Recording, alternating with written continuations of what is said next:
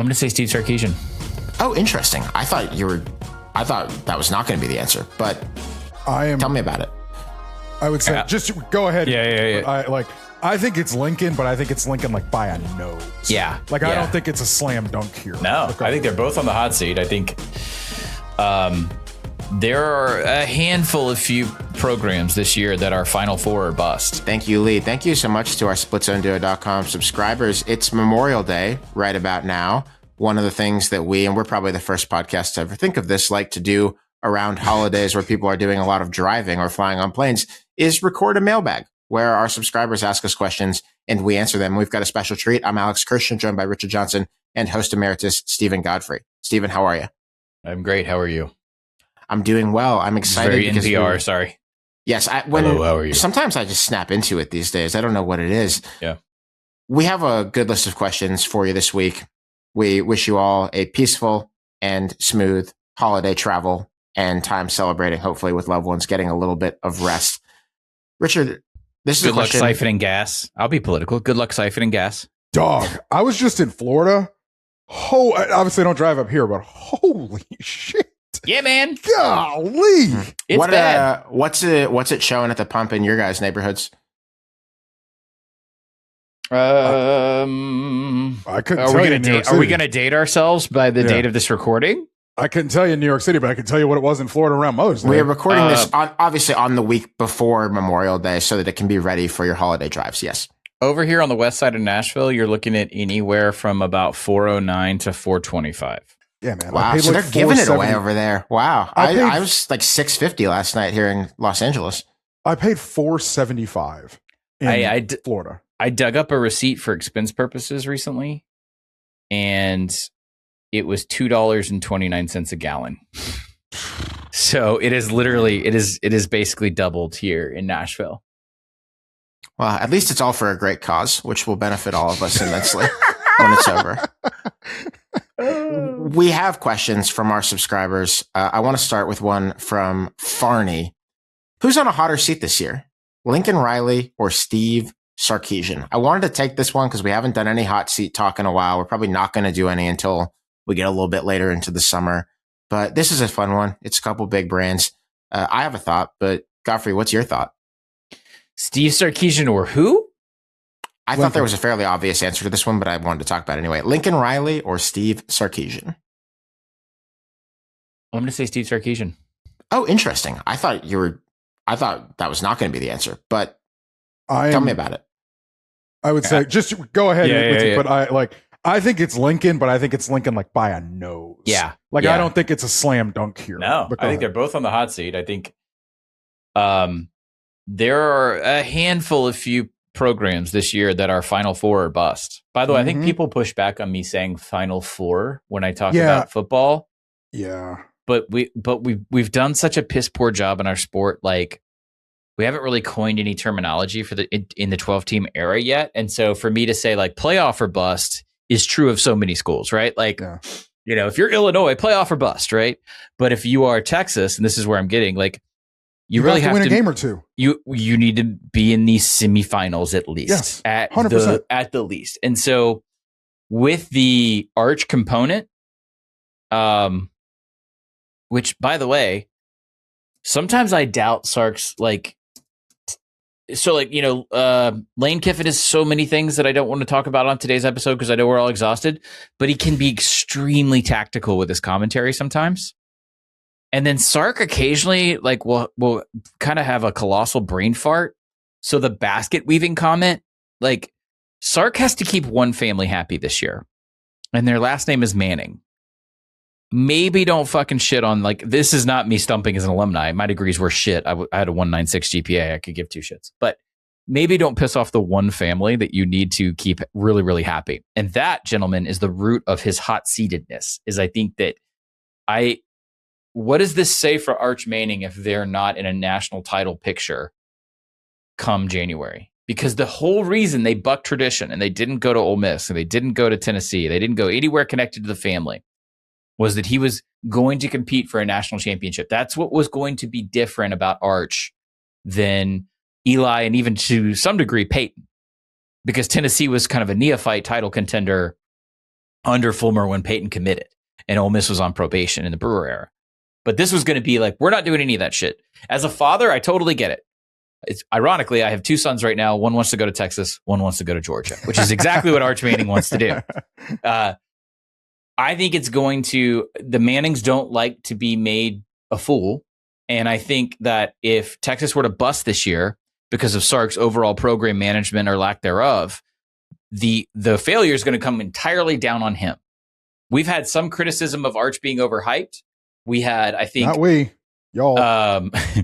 I think we've seen a cycle of the media kind of like fall in love with Arch a little too much. Maybe too much ink is spilled going into September of last year, and then the play is bad, but then the play corrects itself, and no one's looking at the context, and no one's looking at the O-line, and no one's looking at the run game. Okay. Whew. All of that. Godfrey, if I have to be the person who buys low on Arch Manning, by God, I'll do it, my friend. If we're in a scenario, which, by the way, I don't think we are. If we're in a scenario where Arch is not developed into a Heisman caliber national title contending quarterback, Sark's ass is grass. Yes. That's my spiel. And combine that with a couple things. The Will Muschamp of it all, which I will get to because Dimitri asked a question later on our list that I'll just do now, or I'll do in a second because we're talking about Texas. Feels very Matt Lukish, doesn't it? Mm-hmm. The money that was spent on this roster around Arch, Malik Brown, Hollywood Smothers, Cam Coleman, there is no, I do not think, short of injury, I don't think there's a scenario where Arch Manning isn't next April, obviously doing the thing that we expect him to do on a Thursday night with Mr. Roger Goodell in wherever the draft is next year. Obviously. This is more of a chips in, all in right now than people realize. And you combine it with the Muschamp thing, which is, to me, Sark's last stand on the play calling stuff. Sark is saying, we'll go have the defense. I probably meddled too much in it last year. Sark literally said, Muschamp kind of has the carte blanche to call timeouts on defense while he's talking with his quarterback coach and Arch between possessions. He is saying, I do not want to give up the way that I do business, which is calling the plays on offense. And I want my sort of magnum opus to be with this guy. Because remember, Arch coming in is also to be tutored by and learn under one of the better play callers we have in the game. And yes, I understand what happens in the red zone that none of you guys like. But he's still learning. Arch is still learning under this guy. Important clarification. Very important clarification. So fun day for me to wear a Falcons t-shirt. I will say, to answer why I think it's Lincoln is because USC, I think, is very clearly building this thing to outlast him if this doesn't work. The infrastructure is here. The guy who put the roster together will outlast you, in my opinion. Mm-hmm. If it doesn't work this year, all right, man, we'll go find somebody else. Yeah. And is why I think, there are ways Sark can probably fall short and still be here. But with Lincoln, it's very clearly I totally agree on all that. I think we started this bit saying it was neck and neck. Is this the first program that's going to let the GM drive? Depends on if Brent Venables gets fired. I do think that hey, watch this. Hang on. Uno reverse. Maybe that's already happening in Norman. Yeah. I'm very interested in that arc in Norman after last year with the Jaden Ott thing. Not to make too much of one player, but the whole are the coach and the front office people on the same page thing coming to college football. That's fun because we have that in pro sports, but we've never had that in college sports until roughly now, or started to see it last year. It's a fun little thread to follow. Alex, I also wanted to actually directly address the question from Dimitri. So is Muschamp just looking to cash in on the interim head coaching gig, or is he hoping to reignite his coaching career? I think it's a little bit more of the latter because of how it ended at Georgia, but I also think it could weirdly end up being the former. And that's the two things kind of happen at the same time. Sort of the thing we all kind of bandied about the Petrino thing at Arkansas, maybe this is the actual Fascinating. One of those. Very interesting. On USC, I agree with what both of you said about this year for them. I think we've been pretty consistent, or at least I've been consistent on this going back about a year from now into the past.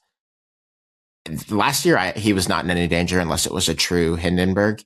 I think if they do not make the playoff this year, they're either firing him or he's beating the posse. And he could beat the posse. He could just go. But I do think there's Where's he going? NFL, probably. Lincoln? Or taking a year or two in TV. I think there's a market for Lincoln. Sure. He could also go back to Texas somewhere. That's what I'm saying. Like, NFL offensive coordinator also. There might be a market for Lincoln at a recent playoff team in the state. I think that Lincoln will have options. I think Lincoln might have options at a recent playoff team from the state of Texas. Interesting. But one thing that I think would be really the only thing that I can look at with USC that I think would be a tweener option for them and him would be if they were like a hard luck 9-3 with wins over two of Oregon, Indiana, and Ohio State. Like, what do you do then? I don't really know. Maybe that gets you to the playoff. Still, if you have those, I was going to say playoff. That still probably gets you the playoff. That's all that matters. But it is pretty straightforward. They want to make the playoff. And their playoff, by the way, so their playoff or bust. Like I was saying earlier about Sark, Yeah. they just have to make the playoff because they haven't done it yet. There has been also, if you've paid attention to this, which I think a lot of our listeners have, I think we've started to see some indications that some people at USC are a little bit tired of Lincoln's whole deal. One of those indicators being, and I think it was the USC 24/7 sports site that was first to report this, that they are fairly close to putting the Notre Dame thing back on the schedule. Clearly over his objections. Like a couple months ago when this series Glad went we away did for all a time, that. it was pretty clear, and I talked about this on the show at the time, that Lincoln was on the verge of just being stuck with this by Jen Cohen, the athletic director at USC, and the USC administration. They were just going to say, tough shit, man. Like, you are the head football coach here, but this is still USC and we play Notre Dame. Yeah. And then he kind of won for a bit. I think partially using some Notre Dame playoff positioning politics as a justification. But I'm expecting that to come back, and that doesn't support his goal of making the playoff. But some things are more important than the head football coach at USC, and that's one of them. The impact of this rivalry in circles of power is probably not that you couldn't overstate it. They're like in the city of Los Angeles alone, there are just a ton of people who consider this to be the only college football game they even care about. Yeah. For this to go away was like, and for him to be so public about it, I think was a really bad tactical maneuver. In the guise of, and I know obviously they tried to do this with Netflix, but in a post Duke Amazon world. No shit. I know where you're going. Wonders.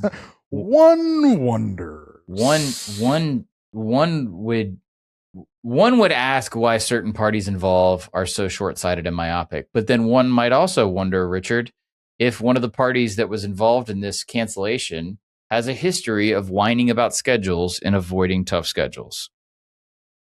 I don't think that's Notre Dame, to be clear, who you're talking about. I think you're talking about the other team.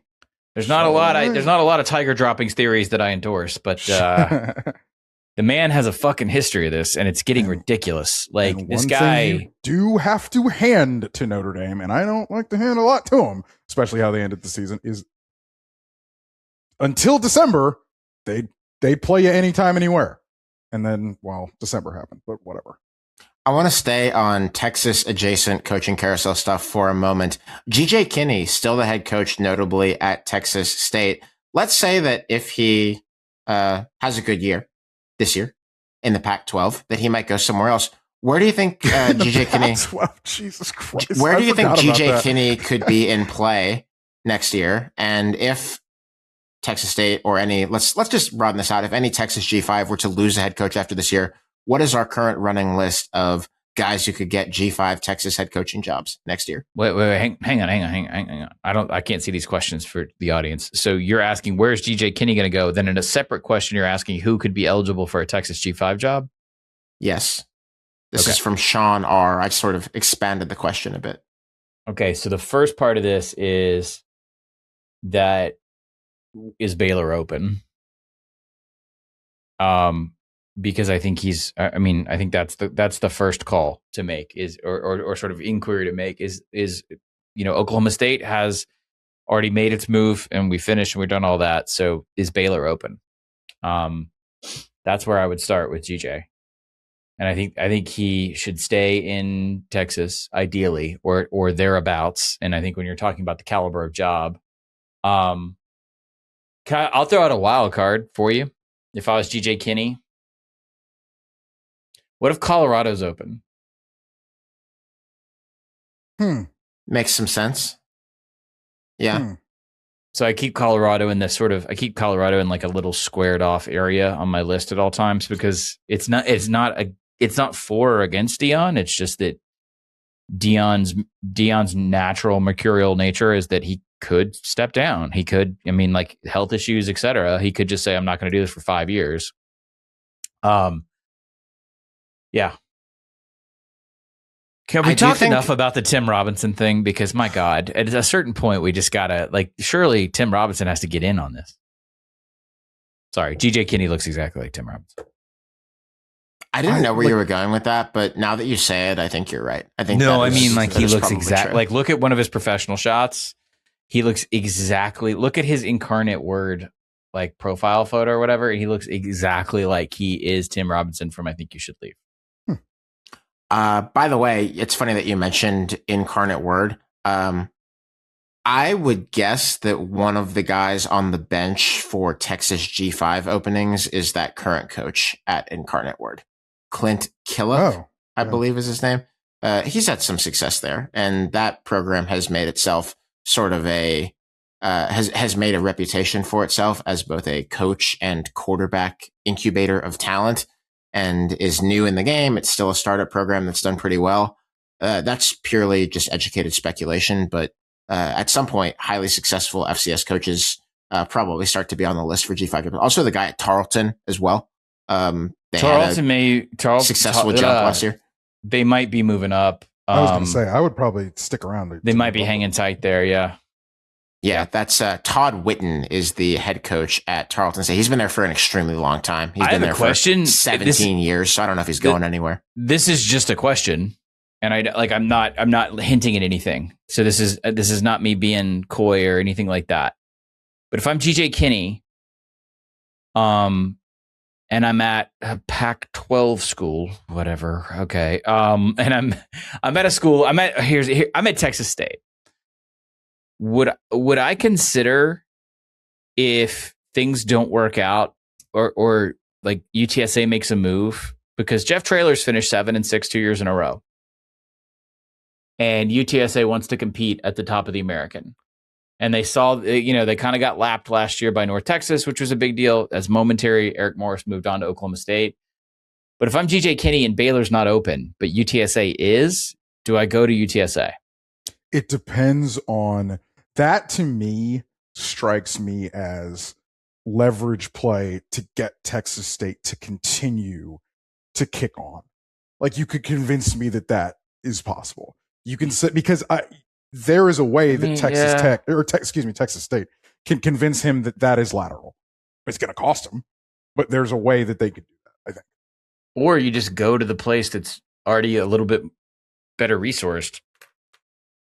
That being UTSA. In an attempt to leverage to do what Eric Morris did.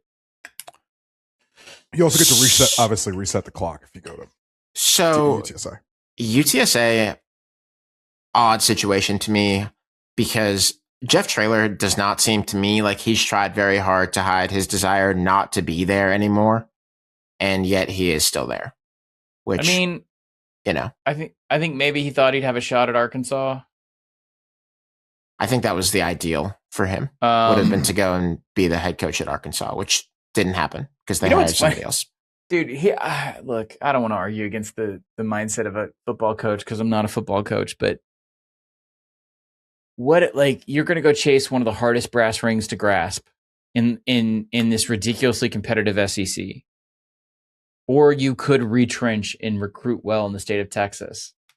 And I'm not saying be happy where if you want to aspire to the very top of the game, I'm not telling you not to. It's crazy to me if that's the case. that he would be crestfallen that he didn't get a better look at Arkansas, because like you have a better window to win now at UTSA. You might have a better window to make the playoff. Win the American, you're probably going to make the playoff. Stephen, mention of Arkansas prompts me to go to another question on our list. It's about a kind of weird and a little bit embarrassing story right now at Arkansas. So I'm guessing that everyone who's on this recording and probably a lot of our listeners have heard that Arkansas got rid of their tennis programs, like a couple months ago, and then announced last week that they're back. Yes. What changed in the interim was people got really mad, and also some people wrote some checks.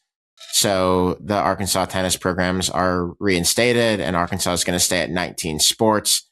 And I guess they're going to make the money work a little bit better. They had reported that those tennis teams cost them $2.5 million and made like $10,000 in their most recent filing. Which I was going to say that's probably true. That's about right. Fair. I'm not arguing back on that. No. One thing I think is interesting is that this strikes me as different on its face than the Clemson track and field thing. If you remember, coming out of COVID, Clemson canceled its track and field teams and said we can't pay for them, blah, blah, blah, blah. Then they got sued, and it was a Title IX thing. I don't know if this was something that prevented that, like we're going to get out in front of that, or if this is just former Arkansas tennis people banding together and saving the program. I legitimately do not know. No, I'm not sure. It was a 20-day period between the announcement that they were going away and then being brought back. They are looking, according to the Arkansas Democrat Gazette, for a $50 million endowment to just cover these teams for a long time. We'll see if they get them. I hope they do. We want to say thank you and really congratulations to our longtime sponsors at Nokian Tires, who are having a huge week this week because they are official sponsors of the IIHF World Championships. That is a hockey tournament going on in Switzerland right now. Major event. Sidney Crosby's playing from my Pittsburgh Penguins. We are proud to not be the only sports property in the Nokian sponsorship portfolio. This is a great spotlight opportunity for our friends over there. We're very happy for them. If you are in the market for new tires, or you expect to be anytime soon, I think you'd be very well served to ask your tire dealer about Nokian tires. These are the tires that take me around wherever I go. I have had them on my car for the entire amount of time that we have had them sponsoring this podcast, which is unbelievably 4 years. Just want to say thank you very much to our partners at Nokian Tires. But Godfrey, we got a question from subscriber Jaron. And I'm just going to not contest the premise, but you can contest the premise. Okay. Asking, why do you have a soft spot, Stephen, for Hunter Yurachek, the athletic director at Arkansas? I had never sensed that you really did, but I had not sensed that you did either, but I will give you a chance to talk about the question. Basically, the idea is that this is very embarrassing for Arkansas. Feels like he embarrasses the athletic department. I mean, I think a little bit. A little bit. I don't know. A little. Oh, because of the 6'7" thing? What? Hunter Yurachek filled in when old boy from Mac Rhodes had a personal leave of absence or whatever on the playoff committee. And Hunter Yurachek drops one of the most stiff and awkward dad ass fucking moments I've ever seen, where he tried to make a 6'7" joke, and man, I've seen bits die, and that bit it died live on everybody the air. Out of the Is pool. that what he's talking about? No, really I think it's about the tennis thing in particular. Asking, is this not Hunter Yurachek's job to know the cost, human and otherwise, of the decisions he makes? Do you guys think the athletic director is in charge? Yeah. The other thing here is really quick. I do have to ask because I imagine Godfrey's something of a subject matter expert here. Yeah. Is 6'7"? Is that still? Are we still doing that? Are they still doing that? The youths? Or have they moved on? My brood has, I would say, declined by something significantly. 85% drop off. Thank God. Since the fall. Yeah, because that was. I remember when basketball American season youth started. Are moving on. Yeah. When it'll basketball be gone. season started and those games hit 67. Jesus Christ. Anyway. Yeah. It's Dude, awful. By the time it gets to us, it's pretty much over. By the time it gets to Hunter Yurachek, it's well, no, because Hunter Yurachek's got kids. That's the thing. Hunter Yurachek has kids. He's got grown ass kids. It's because I just think it's because you're around kids. I think I'm not trying to mind the decision making there. I liked what he did at Houston. So this happens a lot where people I've profiled or interviewed before, I'll mention or because of the sheer volume of content that we create or created, when I was full-time at SCD or wherever, is I'll mention names or try and connect things or cite back to something that someone said. Like, there's people have said I had a Neil Brown bias because I kept saying, like, hey, give it time at West Virginia, give it time at West Virginia. It's not a bias. Sometimes, like, we don't, I think SCD is really good at not making a take. And then sometimes people really want me to make a take. And like, yeah, I can't remember ever saying that Hunter Yurachek's an outstanding AD. I liked a lot of the things he did at Houston because he managed that Fertitta situation real well. And then I think he was a stabilizing force at Arkansas after Chad Morris. That was a gully. That was a valley, dude. Like that, Richard, you and I have joked before on this show about that might be the worst looking SEC team you'll ever see in your life. So yeah, I no, I don't think that I wouldn't also lay the tennis thing at the feet of Yurachek. He's the one responsible for it, and you can criticize him. But if you're looking for a pathology, it certainly doesn't start with him, believe it or not. But yeah, I don't know. People, I mean, I get weird accusations from corners of the old SCD universe, the PAPN universe or whatever, sometimes that I either have it out for or I have it for someone. And the thing I've learned is just like, okay. Because if I try and tamp it down or if I try and address it, they just immediately take it and spin it more to whatever they want to believe. So go fuck yourself. It's almost like, to prove the point, you actually have to say this AD is terrible. Like you have to over rotate. Yeah, which I'm not going to do either. I'm just like, yeah, okay, sure, yeah. No, I mean, if the AD is terrible, you'll have said it. I mean, yeah, I mean, we've got a few out there right now. It'd be really, Greg Byrne's going to have an interesting 2 years. Greg Byrne is going to have an interesting 2 years.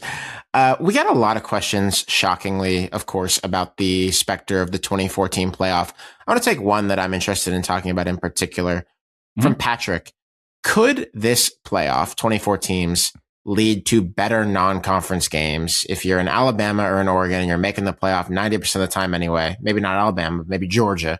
And you're making it 90% of the time anyway. Why not give your fans something interesting, especially if you can convince Netflix or Amazon to pay for a neutral site game?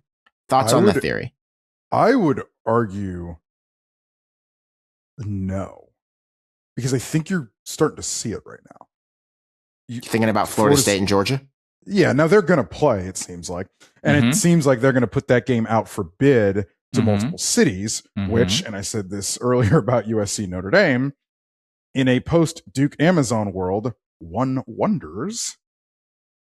So I also think, and this is something from ACC meetings last week, talking to some folks, I don't like this, but I do wonder if the body bag games, and I think it has something to do with the AQ structure, whatever AQ structure, if it's going to be 24 teams, because I do think more body bag games in the beginning of the year, because what really matters is the conference race to get an AQ for an ACC and a Big 12, and then obviously to get a wild card for the Big 10 and the SEC. And then the thought process then being that we're going to do big home game helmet games in December in the playoff. So instead of scheduling them, we're just going to have them, but they will be with whatever the amalgamation is in the playoff. That was a school of thought from some folks that I was talking to about this in Amelia last week. I don't know if it's going to bear out yet, but in having the conversations about Florida State and Georgia, that was some of the conversation.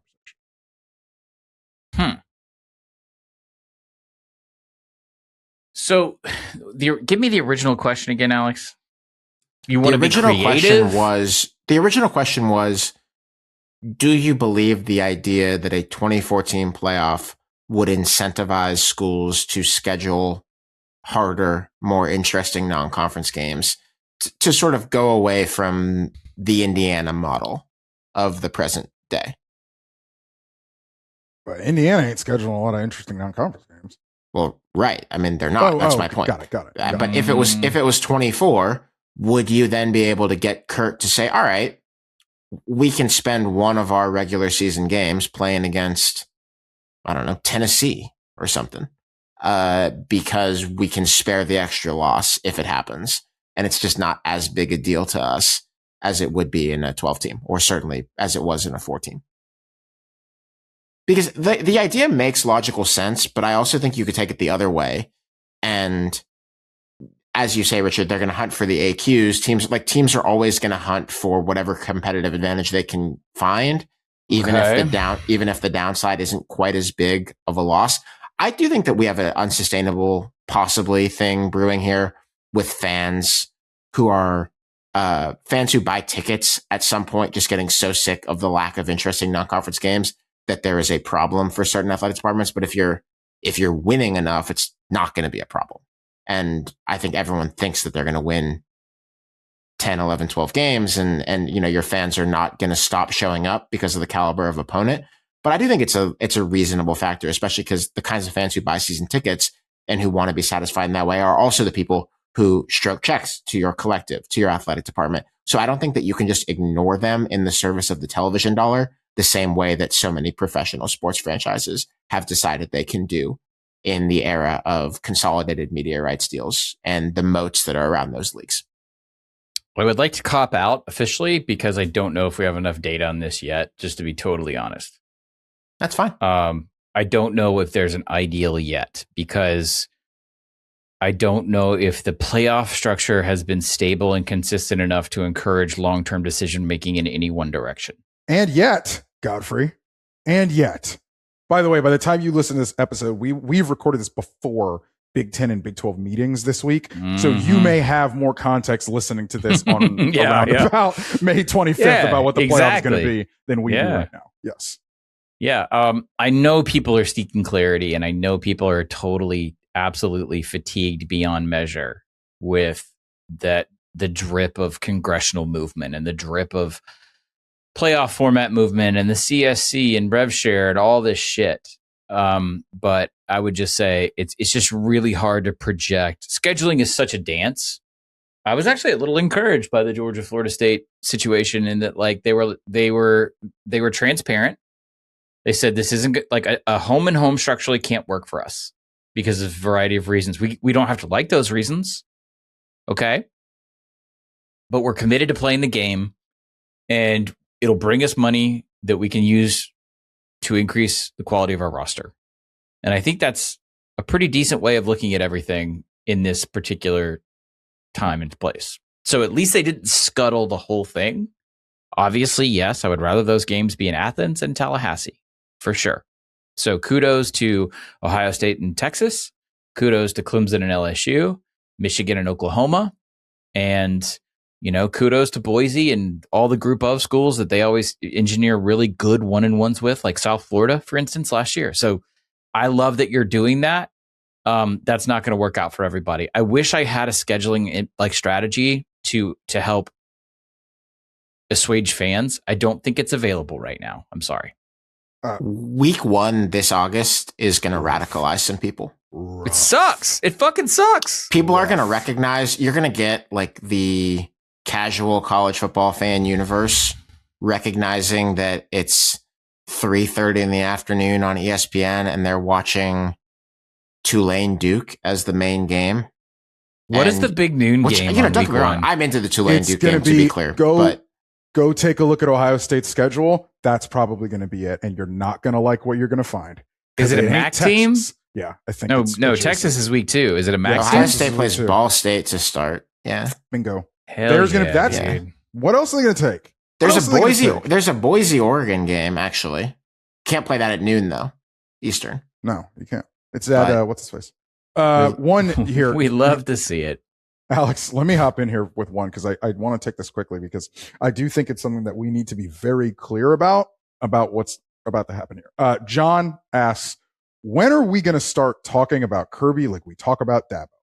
Both don't seem to use the portal well, and both haven't shown the ability to win when facing similarly talented opponents in the past 2 years.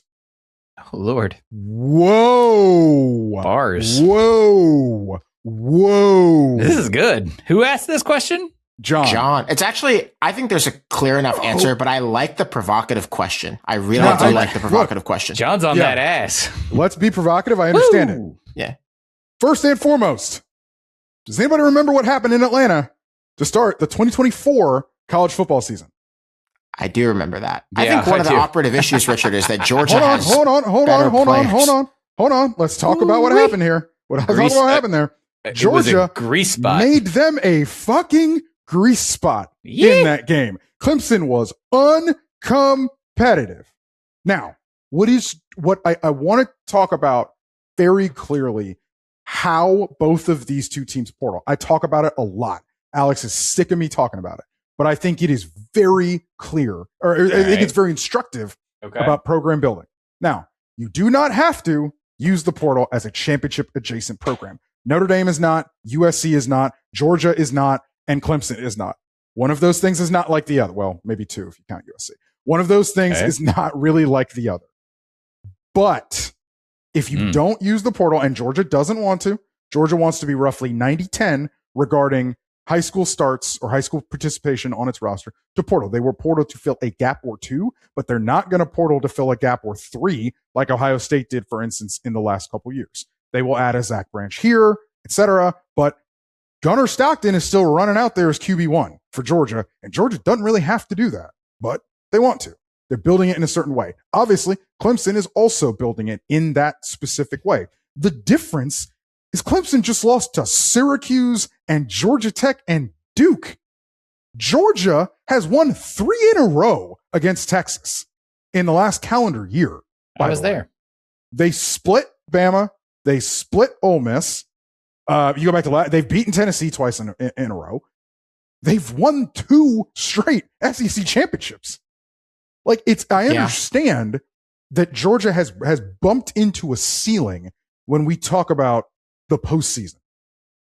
But what is happening at Georgia and what is happening at Clemson are 2 very, very different things that are on the same track of program building. And I think it's instructive to separate the two when you talk about how teams, championship level teams, are built right now in 2026. I think the difference is so simple, and it's just that one program is still really good at evaluating and developing, and one stopped being good at own talent. Yes. It's like Georgia this year. Talent. I think you have to think of it like this. Remember how it used to be that when a Clemson defensive lineman would go on, you'd be like, they have another one in the couch cushions? Well, what the problem is, they still do. Peter Woods just defensive got line. drafted first Actually, round. terrible example. Wide receiver. Let's pick wide receiver for Clemson. Yes. Sure. So, T. Higgins is gone now, or Amari Rogers is gone now, or Justin Ross is hurt and gone. So, there will always be someone there. And that just stopped being true. But in Georgia's case, best player on the defense last year was probably C.J. Allen, linebacker. He's in the NFL now. Sure. I'm still in the mode with them where I'm like, well, I don't know who their inside linebacker is going to be, but they'll figure it out. He'll be great. Well, what Georgia is always going to be, though, and Kirby said this. Kirby's like, we're always probably going to be pretty young, which can lead to some interesting stuff because of just how complex that defense is. But then you also kind of think all right, well, they've been in the program for X years or X time, whatever. But yes. So that's the thought for me, is just that Georgia's still good at that, despite, being young and occasionally trotting out a quarterback who's not that talented, sort of just because Kirby wants to prove a point. All of that is fair, but they're just really good at finding and developing. At finding football players too. Even their 3-stars tend to develop at a higher rate than most. I just enjoyed the question. I enjoyed the question too. Also, I want to take this the because balls. It sort of points back to what we were talking about earlier. DB asks, not that I totally buy into the Dan Lanning can't win the big one allegations, but what does Dan need to do to defeat those allegations? Is it natty or bust for here on out for the Ducks? No, because of the last 2. No, it's you gotta get to the natty. Win. Get to the natty. Yeah, you gotta win a game or 2 in this against a serious opponent. Sorry. Well, you just got fucking raked by the national champion twice. 2 years and they're both from your league. And you played both in the regular season and beat one of them. You beat Ohio State.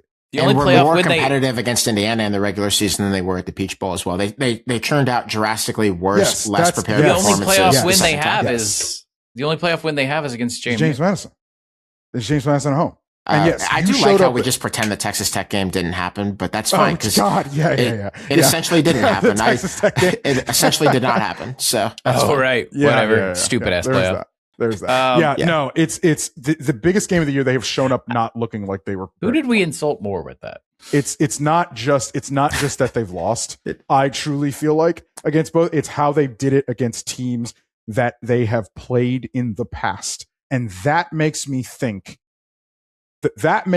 there's something in there about a ceiling limitation for Lanning in a world where obviously you're going to play a lot of teams twice, especially if you're in the Big Ten as a contributor. Now, I say that to say, let's see what it looks like with two new coordinators, because one of them's a head coach at Kentucky, the other one's a Cal right now. So let's see what it looks like with two new coordinators. And this team, I mean, like that team last year, it didn't have the full complement of wide receivers. Dante Moore's still a little young, wet behind the ears, yada, yada, yada.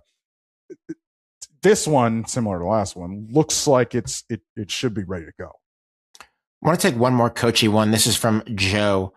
What did national media members get wrong about Missouri when they treated an Eli Drinkwitz departure as a given in the last carousel? Nothing. He interviewed literally everywhere. And what did Eli Drinkwitz get wrong? Yeah. Y'all got I was going to say. Y'all got to not hold grudges against us telling you the truth. Eli Drinkwitz tried to get out of Missouri as hard as humanly possible and could never end up as a number one on anybody's list. I'll say it. Yeah. He wasn't number one at Florida. He wasn't number one at LSU. And that's what caused Penn the problem. State, Auburn. Yeah. That's why. He would have taken any of the jobs we just listed if he was the number one. He was always the number two at those jobs. I don't think he wanted to, towards the end, I don't think he wanted to strain on the Penn State job when it got ridiculous after the Sataki situation. I think he was mindful then, and my brain, because then you're so clearly the number two fallback option after that. Extension was signed by that point, I think. Yeah. Also with Drinkwitz, I do think this is somewhat of a compliment to Mizzou. He wants to leave. He's been pretty clear about this, but Mizzou is like a comfortable place for him. Like, they've had good seasons there. I think they probably have already had their best seasons that they're going to have with him there. The year where they beat Ohio State in the Cotton Bowl, for example, I don't tend to think they're going to get back to that height. Man, but you bring that up more than any. That Cotton Bowl against Ohio State is like, sure, man. Congrats. Yeah, Ohio State wasn't playing a lot of people, but they won double-digit games that year. And I think that was the year I went and saw them play. That was the year, one of the years with Luther Burden and Theo Weiss at wide receiver. I went to Athens, had a wonderful weekend, my first time in Athens, and watched them play Georgia pretty tough that day. I had a lot of respect for that team. They had a future NFL left tackle, if memory serves, at that game. They were good. Yeah. That's why so many people interviewed him. Yeah, I mean, he's done well enough there. He's done well enough there to be interesting for other jobs. Everybody getting mad at us today. Well, I think it's a reasonable thing to wonder about when you talk about it, as I did, as like a pretty foregone conclusion that he was going to take some other job. And he wanted to get out. I'll say it very loudly. I'm sure he's not going to ever confirm that publicly for obvious reasons. Eli Drinkwitz was trying to get out of Missouri. Yes, he did. And he also basically told you that much in his press conference answers while that was going on, when people would ask questions like, so any truth to this? And he would go into like a 3-minute dissertation about how you can't believe what you hear on social media these days. You don't have to do that, coaches. Alex Golish, when he was at USF, also, you don't have to do that. If I was a public relations representative for CAA or WME or Athletes First or any of these agencies, I would advise my clients, you don't have to do that. You can just say, my agent handles that. We're here to talk about our team, and do that like 3 or 4 times. And then, people won't move on, but at least you can sort of move on with your day. One question you might hear a lot about these days around college football is, how do I get into Home Field's 2026 college football sweepstakes? And the answer to that one, my dear listeners, is pretty simple. Shop at Home Field. Every dollar that you spend there up to June 4th earns you an entry for their VIP college football experience coming this year. And there is no purchase necessary either, because Home Field will have bonus entry ways to win too. One winner gets the ultimate 2026 college football weekend. That means flights, lodging, tickets for you and 3 pals to any game of your choice. Or if you'd rather, there is a $100,000 cash prize option. Shop, earn entries. Maybe you are spending a dream weekend this season. Maybe you're not. There's only one winner. But guess what? When you're buying things from Home Field, you are buying very thoughtfully made, very creative, very comfortable, very attractive college football, college sports merchandise. We want to say thank you to our longstanding partners at Homefield. That's at homefieldapparel.com. You want to take some fun questions that aren't about college football because it's Memorial Day? Sure. This one is sort of college football adjacent, which I think is really interesting, Alex. That Spencer asks, what do you guys think of CFB message board culture? Good, bad, neutral. Also for Alex, favorite food spots on the east side. Quickly, do your favorite food spots on the east side of LA. Yeah, 3 that I will highlight here. One is called All Time. It is in Los Feliz. It is what I call backyard American food. I took a bunch of Indiana Hoosiers there around the time of the Rose Bowl. We had a great time. Quarter Sheets, deep dish pizza in Echo Park. Yes, good pizza in Los Angeles. Not much of it, but it is there at that place. And Tacos Villa Corona in either Atwater Village or Eagle Rock, just outside the city. That where we went that day with your wife? Yeah, you've been there. You've been there with me. Yeah. A lot of good food in Los Angeles. Let's talk about message boards. Yeah, message board culture is interesting right now. I think that, and Alex and I talk about this from just a business perspective. I think where online discourse is in the written form is just such an interesting place right now, right? Twitter is, and then we've got this fragmentation, whether you're a Threads person, which let's be honest, or a Blue Sky person, or wherever it is that you're landing. I think written discourse is an interesting thing. The message board culture, obviously, still where the diehards are at, but like there was a point in time where, and maybe it was 2015-ish, where Twitter just was a large free message board. Then it went to shit, and the message boards remain, but the message boards have the level of relatively private tribalism that kind of keeps things relatively in silos. But there is still the break contain every November 10th with some very stupid, silly rumor or kernel of that. Just, it does warm my heart in that, like, the classics never go out of style kind of thing. Yeah, I think I'd agree with most of that. The message board's waiting out the decline of Twitter as an information sharing platform, looking like a pretty savvy move by all of the message board operators out there right now. I think whatever you think of what's happened to Twitter, and there are a lot of people on the political right who would like it because they think that Elon was correcting too much of a left-wing tilt. I would take some issue with that, but that's the view. Okay. I think people should not lose sight of whatever you think of Elon turning it into like a right-wing algorithmic thing, which is what he's done. It is, yes. Whatever you think of that, it's just really hard to pass around information on that website now because of what they did with blue check marks and verified accounts and the For You feed. It just doesn't work as well. I hope that even if you like what he's doing, that you would acknowledge that the exchange of sports info on that platform has gotten way harder. That's not me telling you that you should spend time on another microblogging app. God, we should all spend less on all of them. But the message boards, by basically not evolving technologically at all and being the same thing as they were in like 2008, pretty savvy right now. It's looking pretty good. Like 24/7 Sports, Rivals, On3, there are probably a couple others, and Reddit, which has kind of stood athwart technological change in some ways too.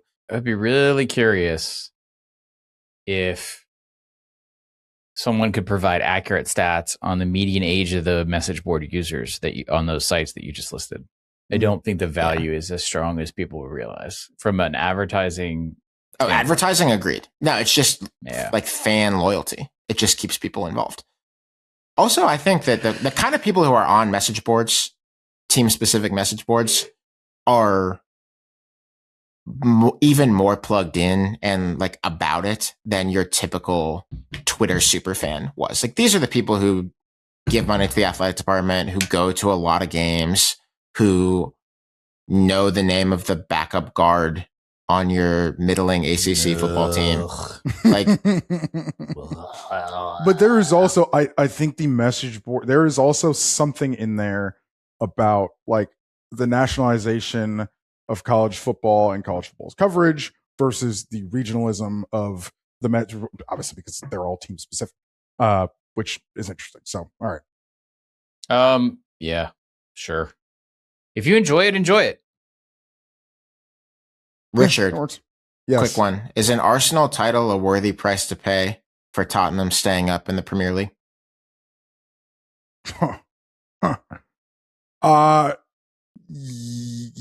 Yeah, if that's what it has to be, I think I will be grinning and bearing it.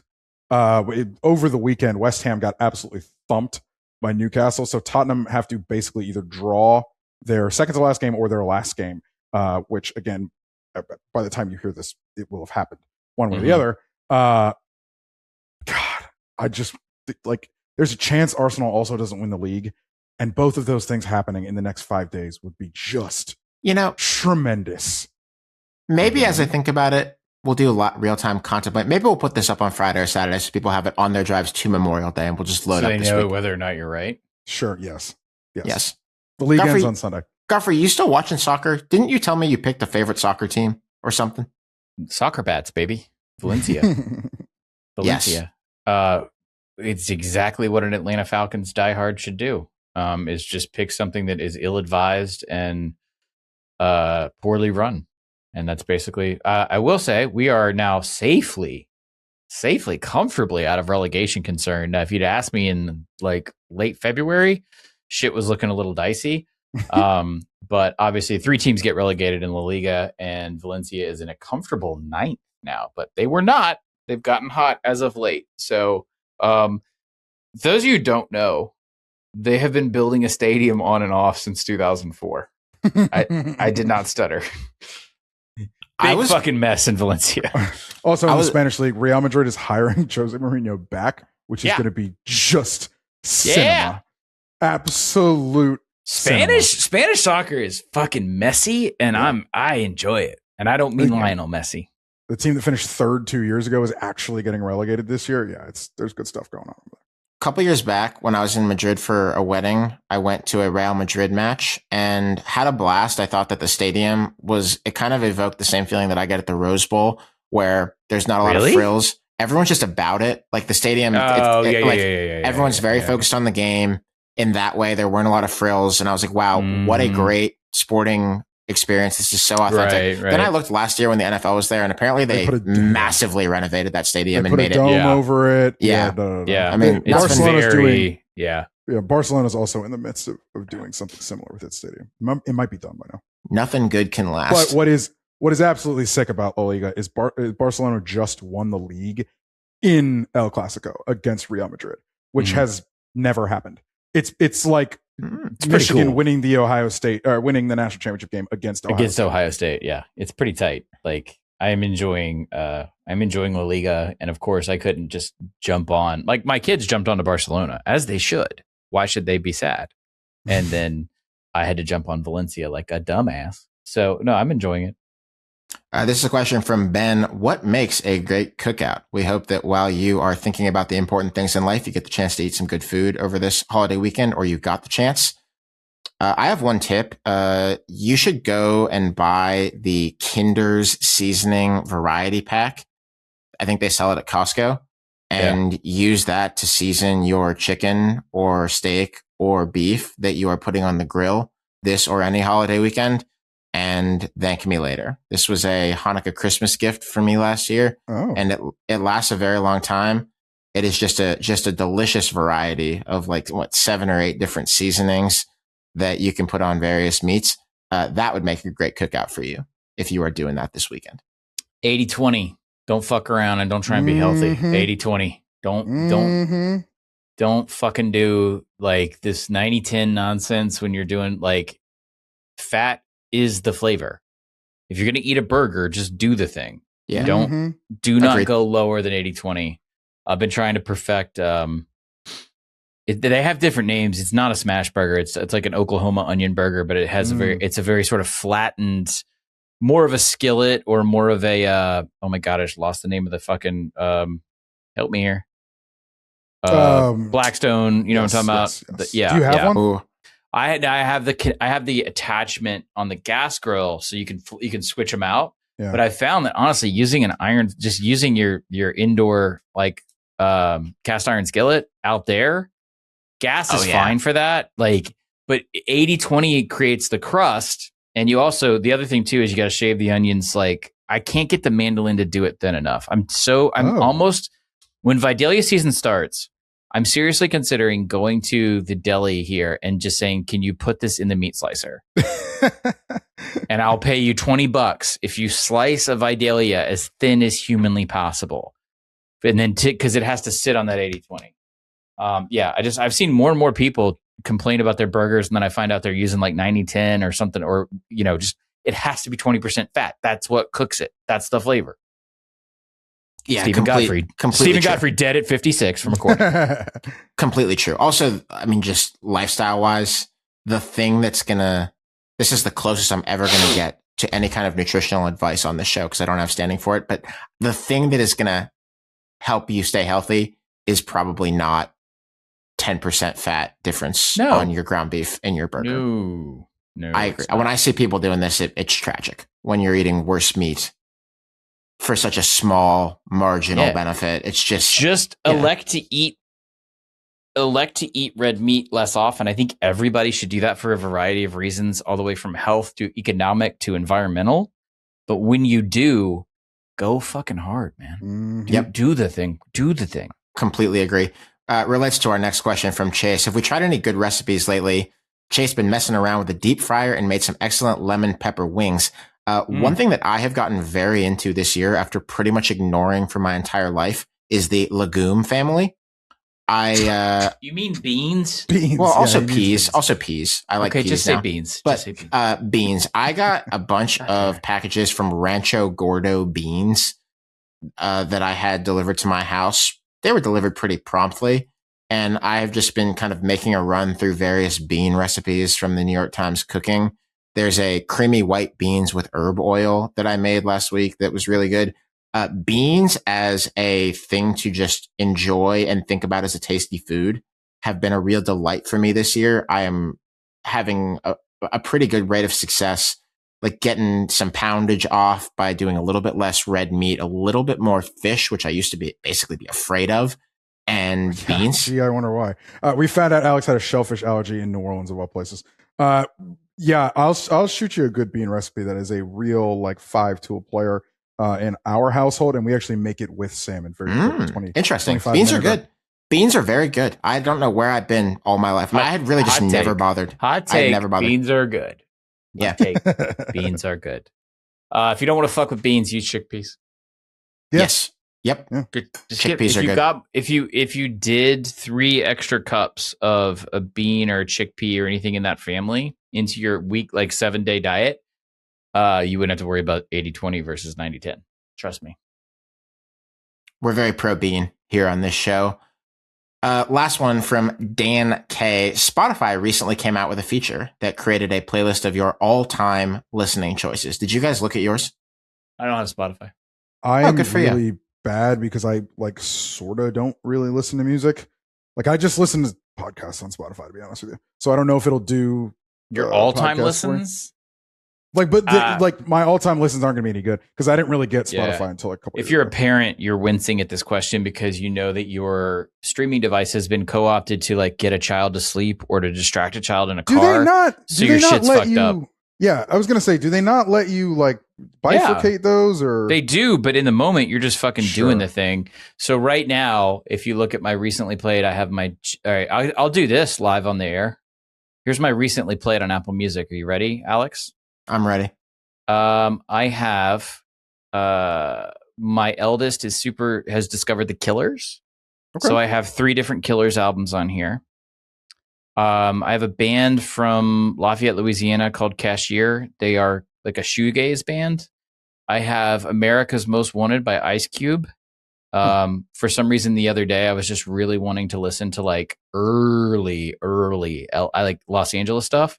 So I think those Cube records in history just get under recognized because everyone talks about Dre and Snoop and stuff, but like the first 2 or 3 Cube solo records after NWA are magnificent. And then to my point, Alex, I have something called Puppy Music, engineered to help your dog sleep. I don't use it for that. It's an instrumental album. I use it to make my 6-year-old go to sleep. That is the number one album on my shit right now. That and Ice Cube right next to each other. There's literally a picture of a puppy Cocker Spaniel. I don't know if you can see this. Where's my camera? And Ice Cube next to each other. Yeah, in my most listened is the white noise sound that I have often played over the years to go to sleep. That's been played hundreds of times and is in my top 15. You have an iPhone, 15. right? I have an iPhone, yeah. You know that's native now, right? It is? Oh, really? Yeah, I did not know that. Ha! I taught the kids something on a phone. I'm done. I'm out. I'm done. I'm a brown noise guy myself. But You can know it's all native on your phone. It's all native on your phone. Look, if you do if your scroll down menu, there's an ear. Watch, I'll do it right now. Background noise. Background. Wow. Interesting. Wow, I had no clue, actually. Cupertino comes for everything eventually. 45 years old, teaching the kids how to use their phone. I'm out, motherfuckers. Good night. Yeah. The one thing from my Spotify list that I thought was interesting was that it tells you the first song you ever played on Spotify, and mine was in 2013, so I was like early in college. And for whatever reason, it was Legacy by Eminem. So I was really thinking... I was really thinking big picture about how I was going to be remembered. I appreciate when I was a sophomore in college. I was very focused on that. That's our show. That's a mailbag. We want to say thank you. Thank you to everyone for listening. Thank you to our subscribers at splitzoneduo.com. We hope that this is a peaceful Memorial Day for you, that you are able to find some time and enjoy yourself with people that you care about. We will see you really soon.